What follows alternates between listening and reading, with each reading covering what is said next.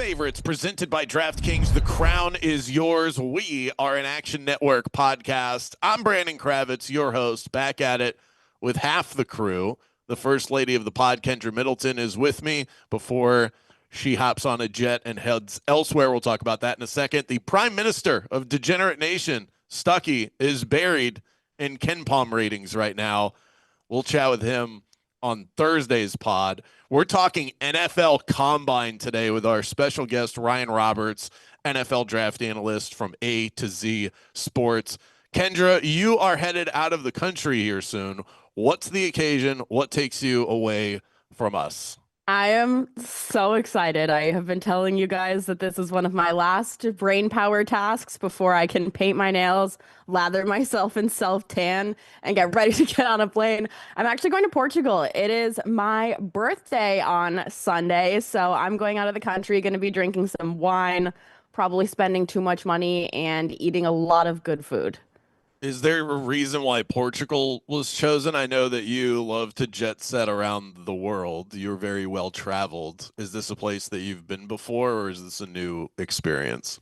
I have not been to Portugal. I am in my fourth year of doing 5 brand new countries to me every single year for 10 years. I'm trying to do 50 countries in 10 years. So I haven't done Portugal, and I have a huge hack for you. I have a couple hacks for you guys travel wise.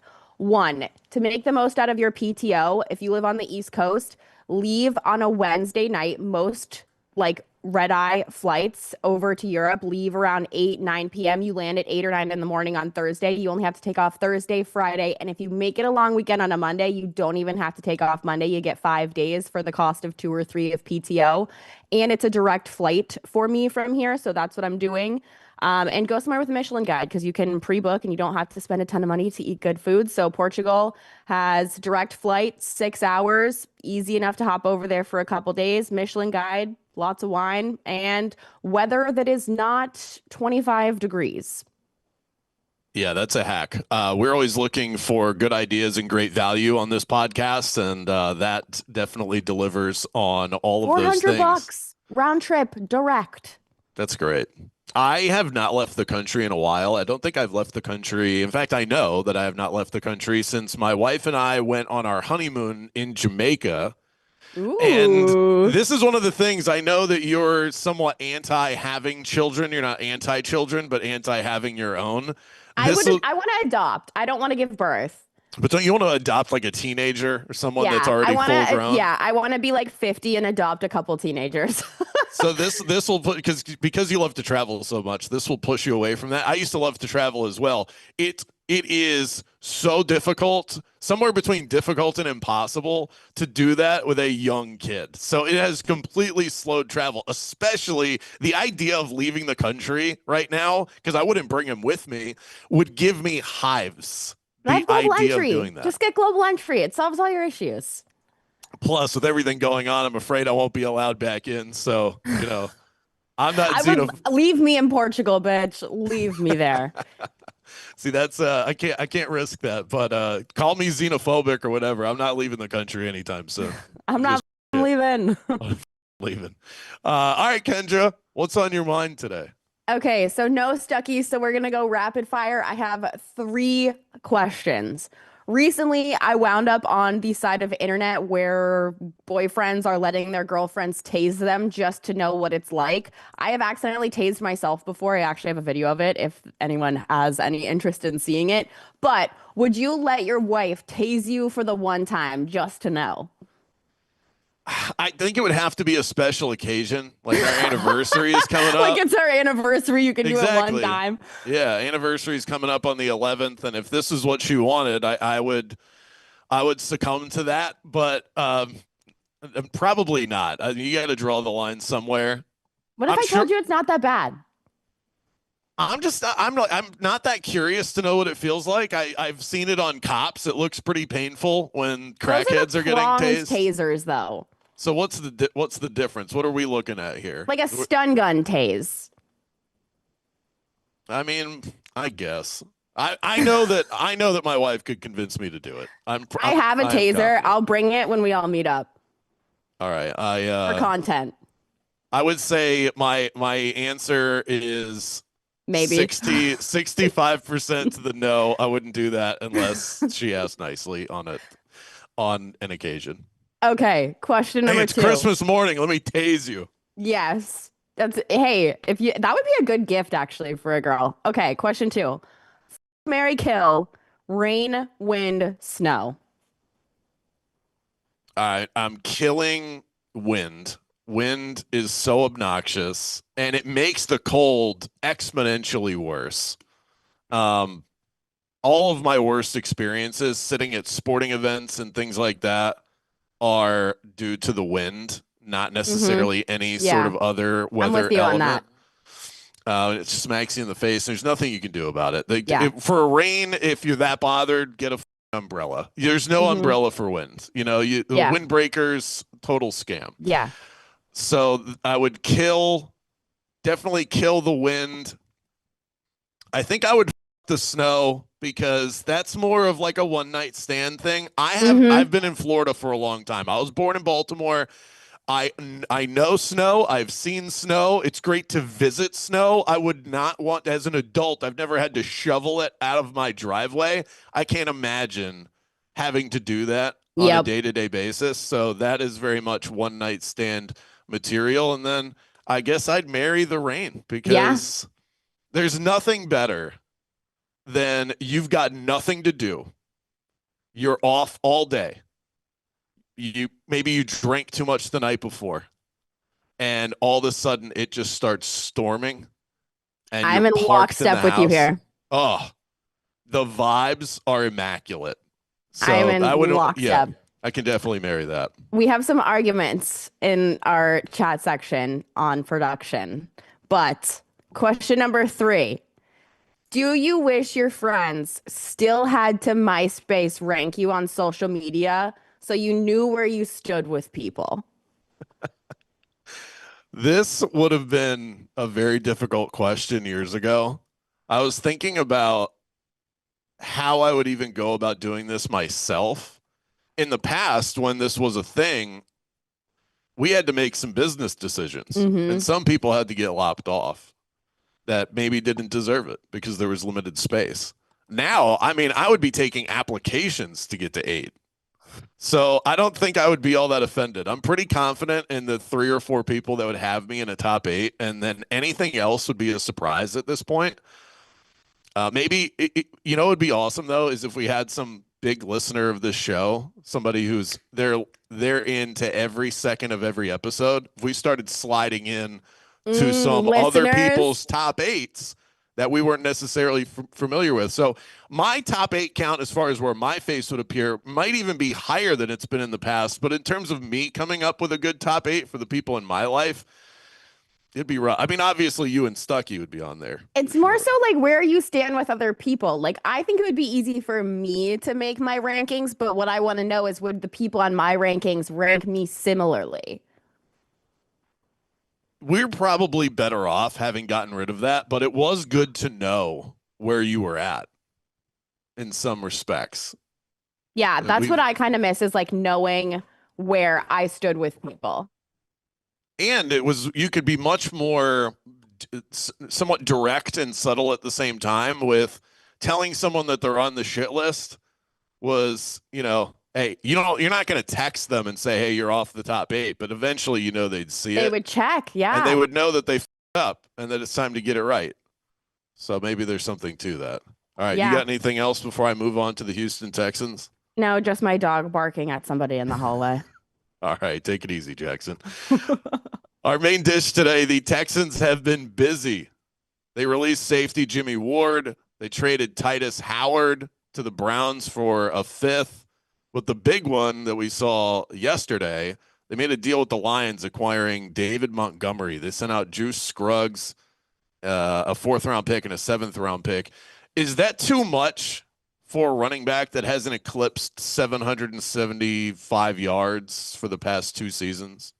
I think so, mostly just because I see a trade like this as kind of a finishing piece on an offense, and I don't think that he's going to be a finishing piece on this offense. I don't think that this solves any of their issues. I think it makes it worse. I'm also looking at this from the Lions side.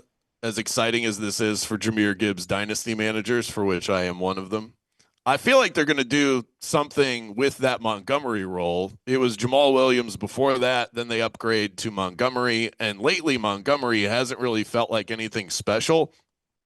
$6 million a year for a goal line back.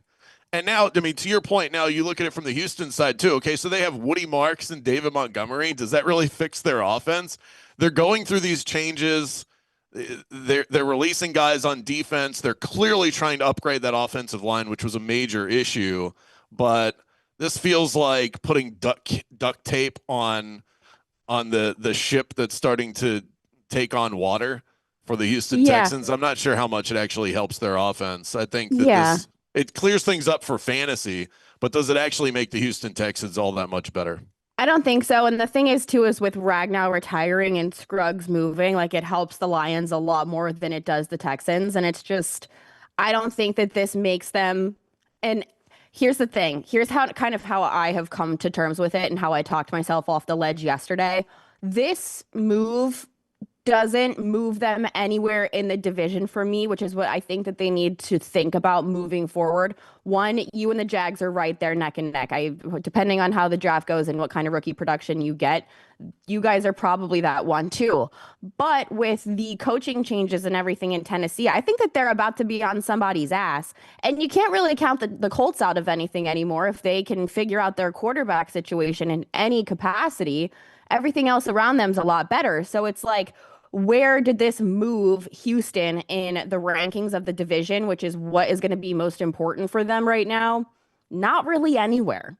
I do appreciate the aggressiveness of Nick Caserio. You very well could, and he's the GM of the Texans, you very well could have just said, hey, we had one of the elite defenses. We have a quarterback that we think is going to improve, and we'll just roll it back. I mean, that's a separate conversation for a different day or maybe today.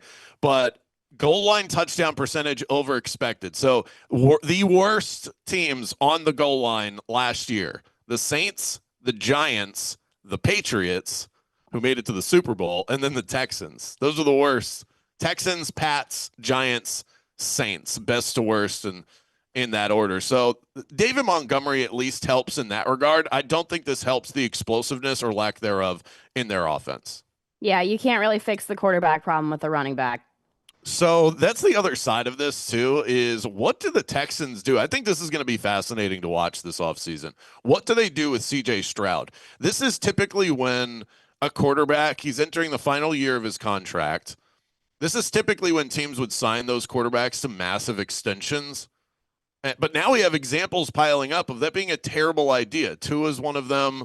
Cousins just signed an awful contract, and that tanked Atlanta's ability to maneuver with the cap. Russell Wilson with the Denver Broncos, and they were able to overcome that. But there's still examples piling up of if you don't have the upper echelon quarterbacks, just don't bother.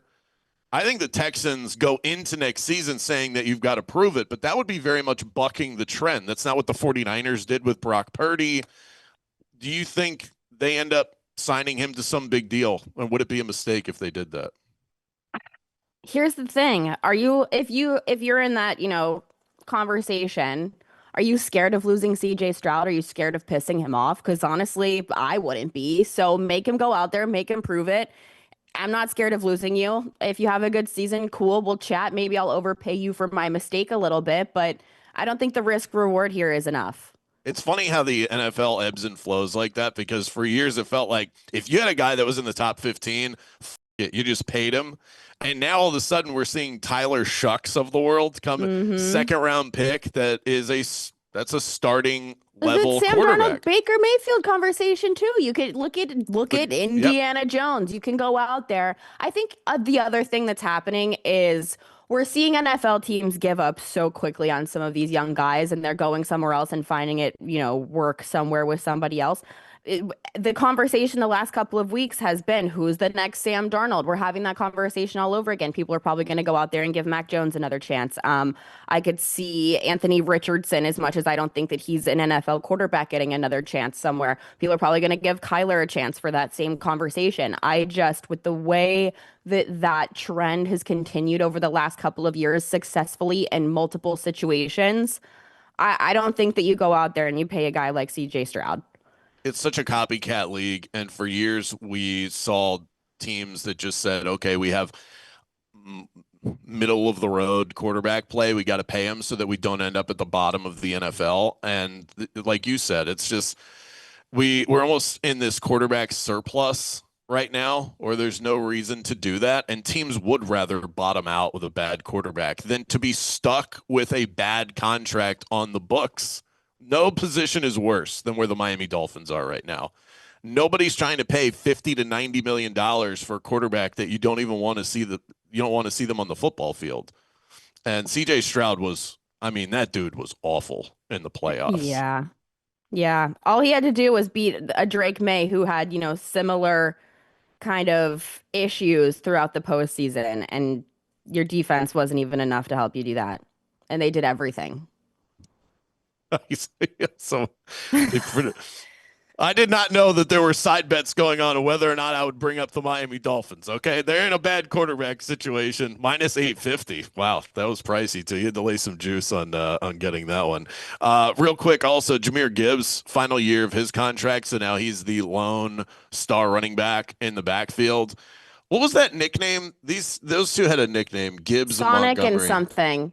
Yeah, it was Sonic and who ran with Sonic? Knuckles. I should know this. My kid, Knuckles. Yes, my kid watches Sonic. I should know this. But they're going to bring in somebody else. So if you have Gibbs in fantasy, I mean, obviously he's awesome, but don't get too excited like he's going to have the backfield all to himself. I do think they're going to sign him to an extension, and he and Bijan Robinson, this will tie in perfectly to the conversation we're about to have with Ryan about the NFL draft. Those guys were top picks in the first round, and they have hit big time and helped their offenses in a very big way. Both guys are going to get paid when that. I think their agents should start holding hands and just give the same number. Completely agree. And I think Jeremiah Love should call them and say, thank you very much. Yes. Those two are about to make him a top 10 pick. Mm-hmm. And I think that the conversation, I cannot wait to ask our guest about this, because this conversation of either him going in the top 5 or potentially falling to like 17 has just been, this is going to be the drama of the year. It's going to be the Jackson Dart of last year of, will he actually go here, or is he going to fall to the second round? That's the conversation we're going to be having. Well, we're about to dive into that conversation even further in a moment. NFL Combine recap with Ryan Roberts. But first, a word from our very own Kendra Middleton.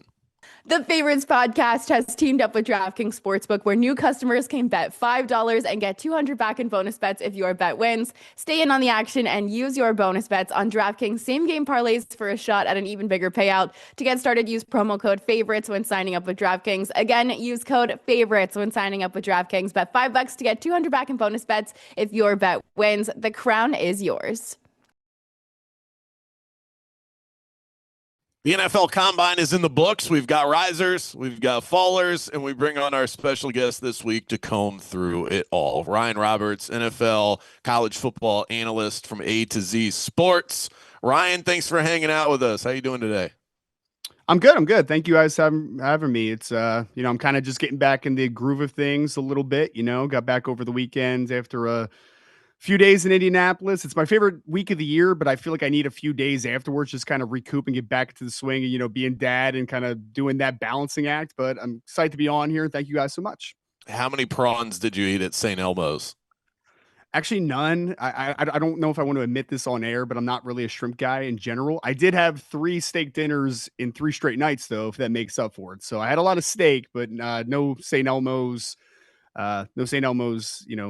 Shrimp cocktails or anything for me this past week. Can you, before we get to the football side of it, can you add or subtract to the lore around that steakhouse as a breeding ground for rumors, hobnobbing? Is it all it's cracked up to be? It is. It is. I think that there's two places in Indianapolis to go to if you just kind of want to, rub elbows at points with different decision makers and coaches. One is St. Elmo's, which you're going to run into just about everybody at St. Elmo's, both on the media side and on the coaching general manager side of things. And then the other one's High Velocity, which is like a bar near there in the JW Marriott. Like my first year, I think this was number 5 for me of combines. Remember the first year I went there, I didn't understand the lore at all until I sat down in High Velocity for dinner right next to Sean Payton and his coaching staff right next to me. Right. So like it's legit. Like you just got to kind of be a fly on the wall a little bit and just listen intently, because there is a lot of tidbits that you can gather just kind of being the fly on the wall to a degree. All right, well let's dive into it. First of all, the value of the combine. We've compared the combine to I think a cupcake is what we used last week. I've called it the sprinkles. Others have called it the icing. Where do you land on the value that the combine has in the overall evaluation process, and how would you compare it to that dessert item?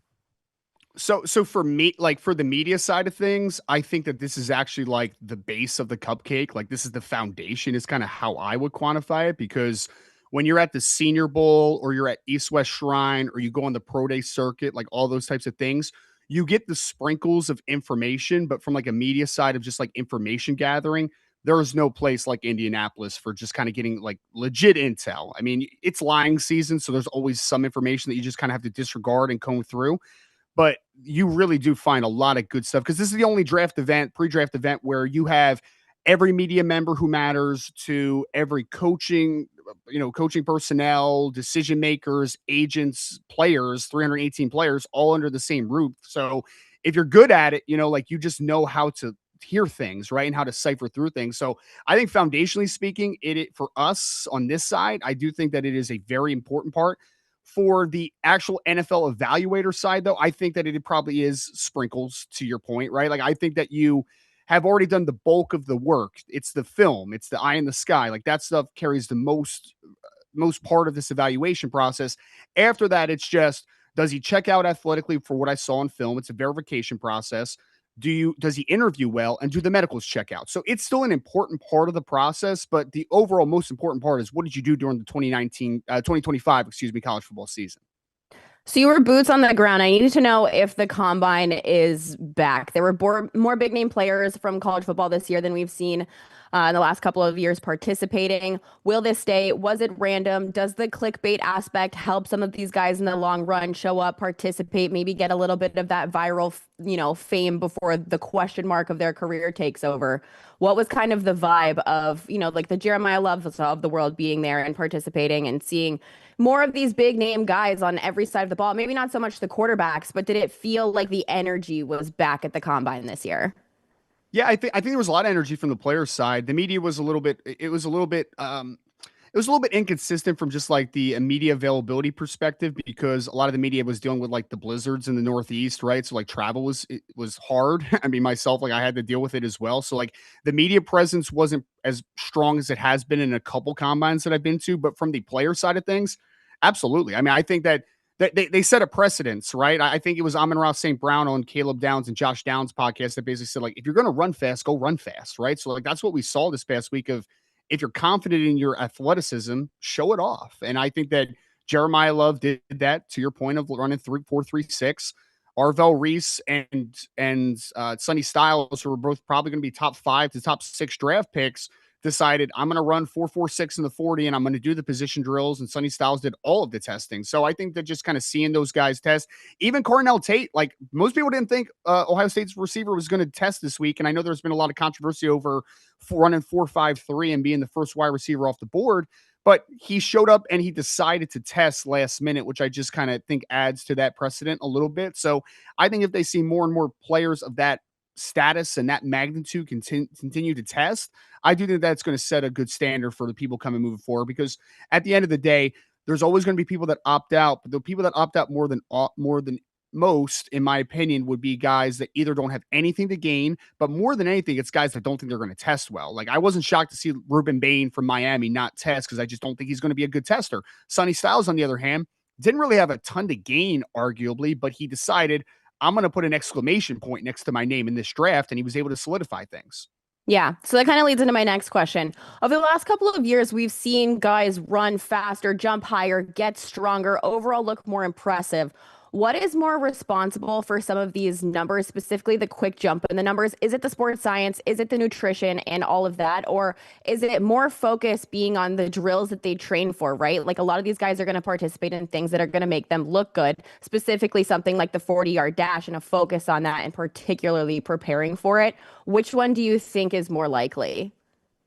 I think generally speaking, it's that training's just getting better more than anything. Because like there's a lot that goes into that process. It's not just learning mechanically how to run the best version of a 40-yard dash or the broad jump or your three cone, all that type of stuff. It is also that they have the nutrition side of that as well. They're monitoring the intake and lifting and doing all these jumps and so I think that is mostly a part of the process, but I do think there's something to be said about the fact that some guys are very strategic with what they do test in Indianapolis. Like for most players now, a lot of them focus on, for instance, like the explosive stuff at the combine, and then they'll do the short area stuff at the pro day. So they'll do the 40-yard dash, they'll do the broad jump, they'll do the vertical all in Indy because those things are all interrelated. It's about lower body explosiveness and kind of more linear type of explosiveness.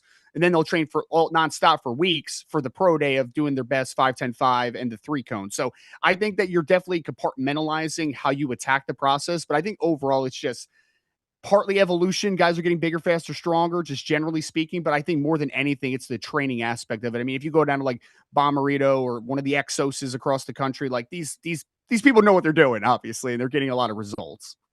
Ryan, we are all curious to know after the NFL Combine takes place, who's rising up the board, who's falling based on their measurements, the athleticism, the scores, and all of that. I was blown away by Taylon Green of Arkansas. Curious to see what happens with that. He's a physical specimen. Three risers, three fallers. Who are guys that come to mind for you? Yeah, I'm going to steal Taylon Green from you for a second because I do think that quarterback 3 is wide open after Fernando Mendoza and Ty Simpson. There's been a lot of love for Garrett Nussmeier, and I do think that the NFL still does like Garrett Nussmeier from LSU, but I do think that there's definitely an option that maybe somewhere on day 2 now a team goes, Taylon Green might not be ready to start a quarterback in the NFL, but with how athletic he is, that kind of gives you a nice floor to work with in terms of like if he flames out as a quarterback.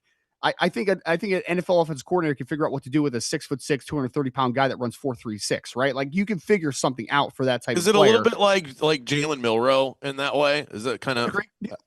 Yeah, I absolutely. Yeah, I think it's a Terrell Pryor situation too. And I know Terrell was a little bit of a different situation coming out of Ohio State, but I mean, he ends up being a wide receiver in the NFL for several years as well. Like you're not drafting him in with the intention that you're going to move him to wide receiver necessarily, but I do think that athleticism, it creates a floor of like, that guy's an NFL athlete for sure. So yeah, Milroe, I think is an interesting situation as well and kind of similar-ish. So I think Taylon Green is definitely one of them without question. I will say Trayton Stukes out of Arizona, the defensive back, is one of my favorite players in this class. He was getting top 100 feedback before the event, but then he goes out and at 6'1" and right around 195 pounds, he runs 4.33 and has a 40+ inch vert. So he's film plus. I think he tested maybe a little better than some NFL teams thought. So I think he's probably a top 64 kid at this point. Like I don't see him getting out of the second round when he was probably more of a 75 to 100 type of player going into the event. So he's definitely rising without questions.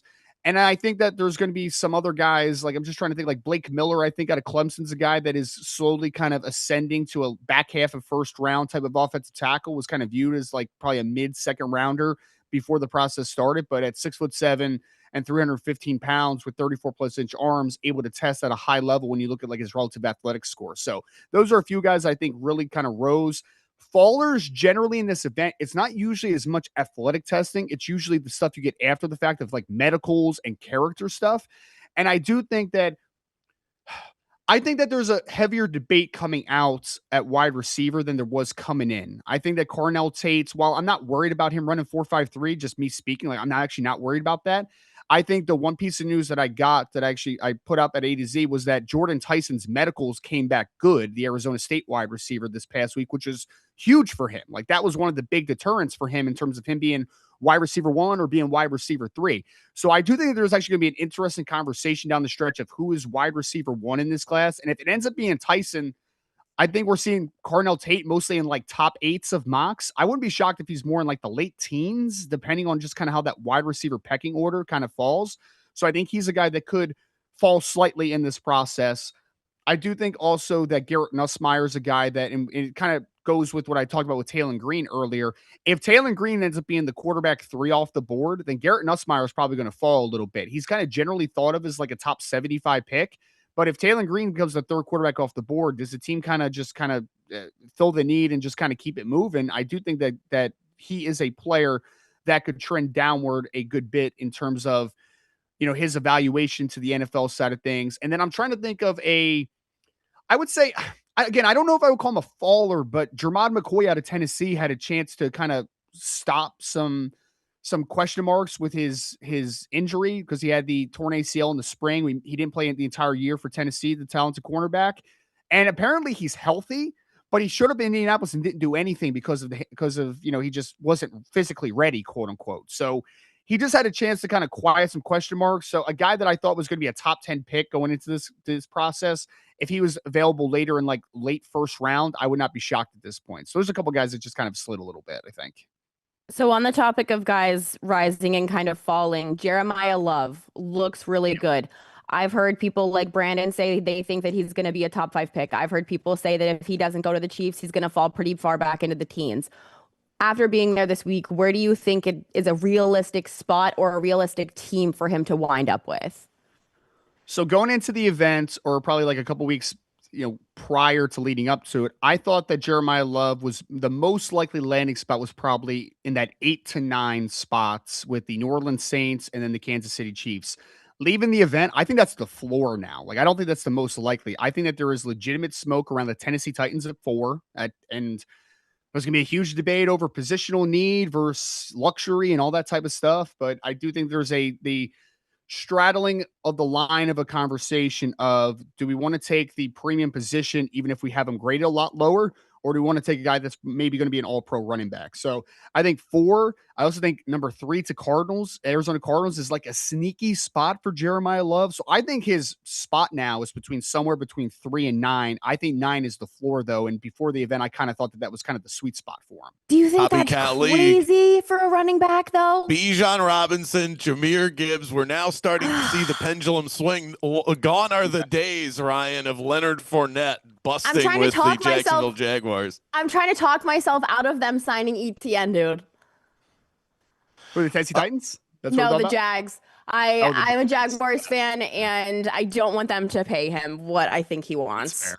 That's fair. Travis Etienne is like a middle-of-the-road running back. Jeremiah Love looks like, and I want to ask athletically in terms of testing and things like that, who does he compare to when we talk about him from an athletic perspective? Because I think he's better than Etienne. So people keep comparing him to Jahmyr Gibbs, but they're completely different size profiles. Like Gibbs was like 5'9", 199 pounds. Jeremiah Love's 6 foot, 214, and he's got, or 212, I think is what he weighed in, and he played at like 214, 215. And he's got long arms too, so he's got 32-inch arms. Not that matters for the running back position, but like just to kind of illustrate that, like, he's a bigger athlete. Like he's not like a smaller, because like 200 pounds is like kind of that threshold of success. And Jahmyr Gibbs is actually a slight outlier in terms of like sub 200-pound running backs that have been really successful in the NFL level. Love fits more of like the traditional back that you look at. For me, I always compare him to Alvin Kamara with more home run speed. Like that's what he reminds me of, because he's explosive, gets to his top gear in a hurry, really good out of the backfield, and then like sneaky good change of direction in open space as well. So like I think he's Kamara with 4.360. We got to talk about that though. ETN, allegedly, the reason that he can change direction so fast is because after he tore that Achilles, they couldn't get his foot to go completely back the right direction. So when he cuts, people don't know where he's going to go because his foot sits out here like a club. He kind of does have he kind of runs like a duck a little bit. That's why. It's because of the surgery. That's hilarious. The Love thing is going to be interesting. Probably the most fascinating prospect in the draft. That's if he got to 12 with the Cowboys, I'd be like shocked at this point. Here's an interesting one. I keep hearing now, and this is like a weird like rumor that's out there. And I don't actually buy this one, so like I'm not going to give it like a lot of credence. But someone keeps saying if there's anybody that someone's going to trade up for, it's Jeremiah Love in this class. And I'm like, when is the last time a team traded up for a running back in the first rounds? Like, when is the last time that's happened? I haven't done the research on it yet, but like, I cannot remember that happening. Because like even Jahmyr Gibbs, Detroit was it Ricky Williams? Maybe Ricky Williams, I guess, and they mortgaged their entire team to get Ricky Williams, and it didn't actually end up working out very well, right? So like, I don't know. Like I generally speaking, I'm a little bit of a purist of don't take a running back in the top 10, but I do think there's exceptions in draft classes. I don't think this is this is a weird draft class because you could argue the 4 best players in this draft play non-premium positions. Like you could argue it's Jeremiah Love at running back, Caleb Downs at safety, and then 2 linebackers from Ohio State, right? So like you could argue this is a non-premium draft, which is why I'm not buying into the positional value conversation. Respect Kenyon Sadiq. Respect. Listen. That's fair. Well, I mean, but like seriously, you could add him, and then there's a lot of people that like the guard from Penn State, Vega, who is again, he's a guard. That's not a premium position at all. Like that's the point of it. And even the defensive tackle room this year, where we would typically think value is with these guys that can create a lot of sack production and be penetrators, this is more of a nose tackle class. So like this is just a weird draft in the sense of I don't care as much about positional value because I think that the non-positional value positions are the ones that are the best in this draft by far. Like this is a safety linebacker Jeremiah Love class this year. That's what it is. Is it a good draft? Is it a good draft class? Just looking at it generally, I know what you're saying about the positional need, the traditional, you got to get your left tackle, got to get your quarterback, got to lock up the top DB. Those are the best drafts. But drafts, we're also talking about the guys at the top. And I think that is a mistake that we often get into in judging draft classes is just looking at the top 20 picks. GMs and scouts are much more interested in the total body of the 7 rounds. Do you think this is a good draft for a general manager or a scout going in? Well, I love your note there on how scouts viewed the drafts. I mean, the Rams have consistently over the last few years like devalued first round picks at times, but they filled gaps with late day 2 to day 3 picks, like talking about like Puka Nacua and Kyron Williams and all those things. So like value throughout is very important. When I judge a draft, it's based upon 2 things. One, it's the top end talent at right at the top of the board. And then it is the depth of the class. And so to answer your question and to give slight more analysis afterwards, no, I don't think this is a good draft. I think this is a below average draft by all indicators. It is because I do think the top of the draft needs to be judged by the valuable positions. So like this year, it's not a great left tackle draft. It's a 1 quarterback draft. And the edge group, I think, is like, it's a good edge group at the top, but I think more often than not, like the Bain Bailey tier is probably more in like the 8 to 15 range in a draft than a team that maybe is going to draft them at number 2. Right. So like, I think that you have to judge it at the top by that criteria. But then I'll tell you guys, like I've done way too many like 3-4 round mock drafts at this point. When I'm getting to like the late portion of like mid to late 3rd rounds, it is like pulling teeth, man. Like it really is. So I don't think the depth is great. And I do think that the fact that the premium positions are not great this year does make it a well below average draft, in my opinion. Kendra was talking about the tight end position, and it does seem like we got a couple of freaks at the top. Where do you land on Sadiq, and did he sort of steal the weekend from Stowers Vanderbilt, who a lot of people really like? Who do you like more, and what do you think of the tight end class at the top? So Sadiq, I love Sadiq as a player. I do think that his usage was very up and down at Oregon, but I do think that the upside is still tremendous because I mean you can't teach 241 pounds that runs 4.39 and has a 42.5-inch vert. Like it's crazy stuff, man. It's funny, like he made me look a little prophetic to a degree after he had his testing, because before the season, I was talking to a scout and it made them look prophetic when I was like, hey, what do you got on Sadiq? Because I had heard that some scouts were really high on him even before he was a backup to Terrence Ferguson previously. Right. So like, it was like, how good is Sadiq? And the one scout said, this is Vernon Davis again. And when you look like his numbers next to Vernon Davis coming out of Maryland, it's very similar. Like I think Vernon ran like 4.4 flats and Sadiq ran 4.39, and they both were 40+ inch vertical guys. So it is eerily similar. So I think as long as their usage is better on the NFL level and you kind of develop his route tree a little bit, Kenyon Sadiq is a physical blocker too, which I think a lot of people kind of lose sight of. So like he's an all-around dude that he can play F. He can play wide, like he can play in the slot at times as well. So like he can play attached or detached. So he's tight end 1 in this class, and I think there's like a big teardrop after him, to be honest with you. I still like Stowers, but like how I grade players just in general is the more you can do and the more plus you're at, the higher caliber player you are. For me, Sadiq is just a versatile weapon. For me, Stowers is a pure F tight end, which there's nothing wrong with that. But there's just going to be some teams that overvalue or maybe just value higher the blocking ability, and they're not even going to give Stowers the time of day. They're just going to be like, you can't be a guy that's going to play in line. 45.5-inch vert plays, obviously 11.3 broad plays, 4.51 speed plays. He's going to have a role in the NFL level, and it's probably going to be like an Evan Ingram type of player more than likely, which I think does give him a chance to maybe get into the back end of round 1 after the performance. But I do think when we're talking about like tiers of tight ends, I think that Kenyon Sadiq is tight end 1 by a pretty good margin right now. Okay, so not the sexiest draft class in general, not the sexiest quarterback draft class. I could get cute and sit here and ask you about Fernando Mendoza compared to last year's quarterbacks. I could sit here and ask you about Ty Simpson falling. I could sit here and ask you about Diego Pavia, but quite frankly, I don't give a about him. What I would like to ask you, though, I'm going to put the gun to your head quite closely here. I want to talk about the quarterbacks, but I want to know who asked for Fernando Mendoza to get arrested? Who do you think right now, just gut reaction? Probably the Jets, I guess, right? Like the Jets have, I mean, because we were when we were positioning so the Jets went through that tailspin at the end of the year where they basically, I mean, I'm not, tanking isn't a thing in the NFL, quote unquote, but like, let's call it what it was. They were trying to position for a higher draft pick, right? And when they had the number 2 pick, originally you're like, okay, Mendoza, Dante Moore, going to fight it out. They get one of those 2 guys, and you feel good about their standing at number 2. As soon as he went back to school and Lenore Sellers fell off the face of the earth and Ty Simpson had his downslide down the stretch of the season, you're like, damn, the Jets are just going to keep jetting now, right? Like, this is bad. Like, you still can't find your quarterback. So, I mean, if there's a team that is like, for some reason, hoping and praying that the Raiders, for whatever reason, just decide we don't want Fernando Mendoza at number 1, which I don't think is going to happen. But if there was a team, it's probably the New York Jets. Because like they made a bunch of trades. Like they did the Quinn Williams trade. They did the Sauce Gardner trade because they were trying to position themselves to get the ammo to get their quarterback in case they weren't in the right spot. And then you get the number 2 pick and it's a 1 quarterback class. Like the Jets are in a really tough spot right now.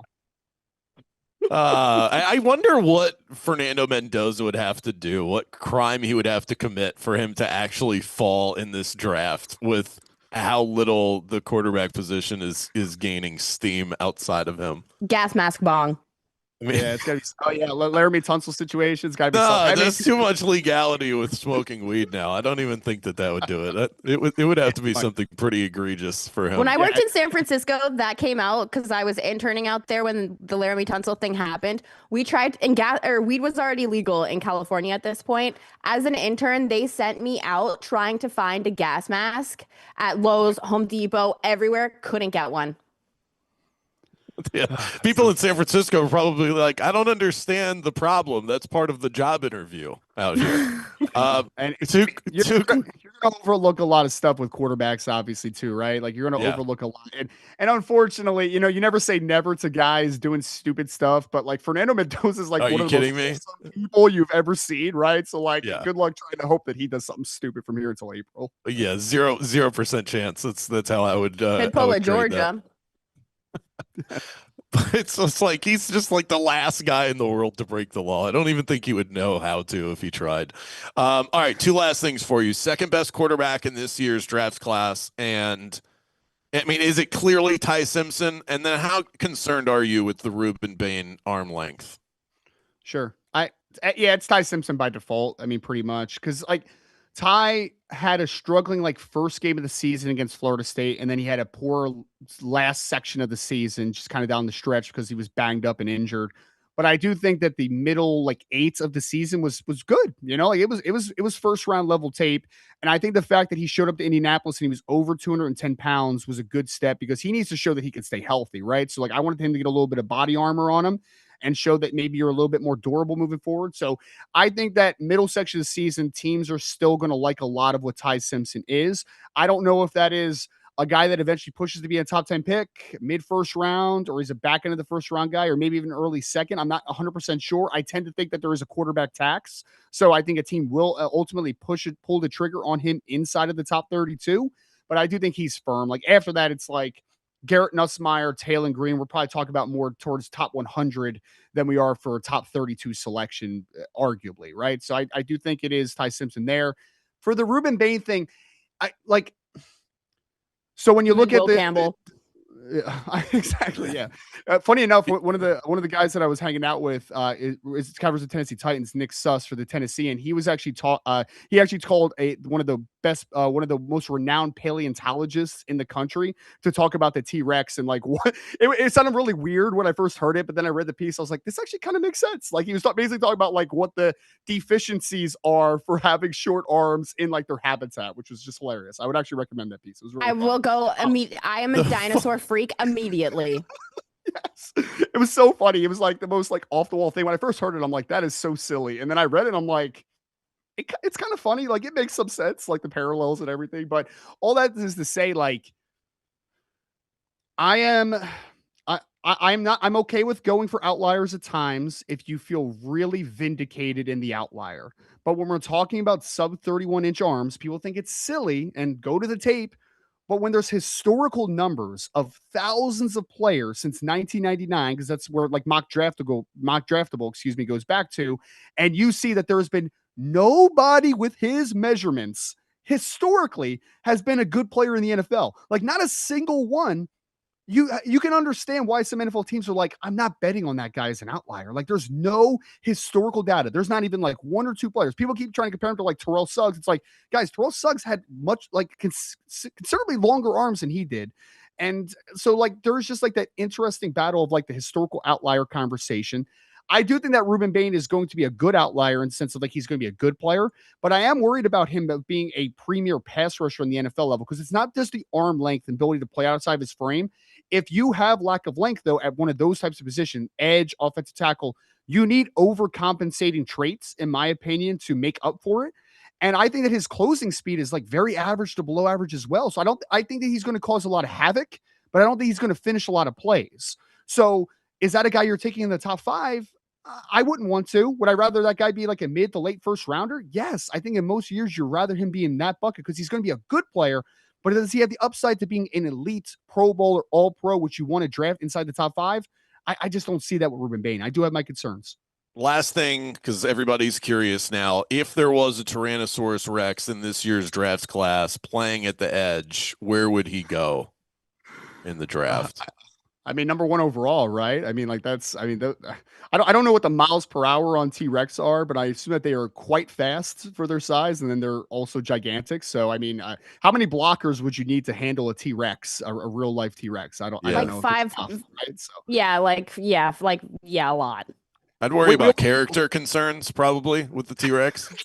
It's fair. He's killed a lot of things, right? So yeah, there's a lot of character concerns there. Plus, they're extinct now, so I mean, the medicals. Yes. I'm not sure the medicals would come back clean. Would you guys believe me if I said that my literal handbag, like my purse that I carry everywhere right now on my counter, is a dinosaur?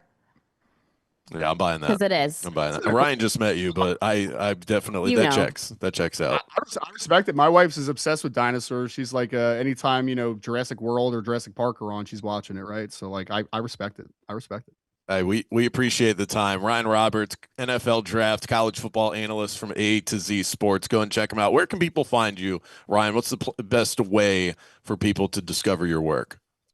Yeah, as I've gotten older, I do not engage as much on Twitter, but you can follow me at Rise and Draft. But the key there is that I do content dump everything I do, whether it's a podcast or it's an article or whatever. So at Rise and Draft on Twitter, or you can just go to AToZSports. There's also a way on Google to list AToZSports as a preferred source. So like they pop up to the top of your feed all the time. I don't know anything about that. I'm not as technologically savvy as that, but at Rise and Draft on Twitter or AToZSports is where you can find all the content. We're going to retweet a couple of your videos from our favorites page as well, so people can find you nice and easy. Thanks so much, Ryan. Enjoy the draft. Thank you both so much. Appreciate it. That'll do it for today's episode. Special thanks to our producers, David Payne and Gifford Gould. Stats hound Evan Abrams, always hanging around, giving us the goods. Kendra, Have fun in Portugal. We'll miss you. Oh, I forgot I was not gonna see you guys. Wow, a whole week. Wow, I'm actually getting sad. This is really sad.